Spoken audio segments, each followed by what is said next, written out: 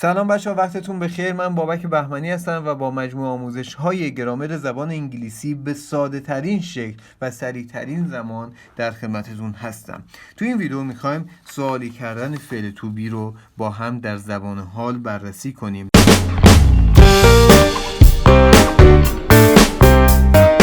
یک مرور سریع داشته باشیم. اومدیم گفتیم که فعل تو بی در زمان حال به این صورت صرف میشه که بعد از ضمایر فاعلی ما امویز و آر مخصوص به خودش رو می آوریم. مثلا بعد از آی ام رو میاریم و بعد از یو آر و بعد از هی و شی و ایت ایز و بعد از وی و یو و دی آر رو میاریم.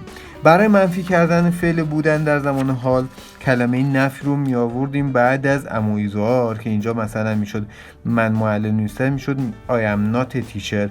و برای سوالی کردن حالا چیکار انجام میدیم؟ برای سوالی کردن فعل بودن در زمان حال جای آن را با ضمایل فاعلی عوض میکنیم. یعنی چی؟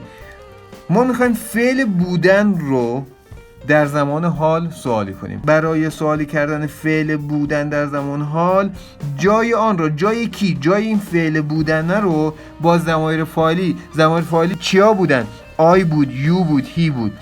فعل بودنه چیا بودن؟ ام و ایز و آر بود. میایم جای اینا رو با هم عوض میکنیم. مثلا آی ام دکتر، من یک دکتر هستم. حالا میخوایم سوالی بپرسیم آیا من یک دکتر هستم؟ میشه ام آی ا دکتر.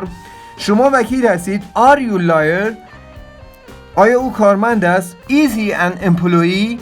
آیا اون یک کارمند هست؟ پس ما این برای سوالی کردن فعل بودن در زمان حال جای این فعل بودن رو با ضمایر فاعلی که میشد آیا یو هی و اینا عوض میکردیم به همین سادگی. و شما هر روز گرامر زبان انگلیسی رو به ساده ترین شکل بهتون تو این کانال آموزش میدم. این ویدیو بسیار ساده و بسیار کاربردی هستش. برای اینکه از دست ندید حتما کانال رو سابسکرایب کنید و ممنون میشم اگر این ویدیو بهتون کمک کرد ویدیو رو هم لایک کنید. مرسی.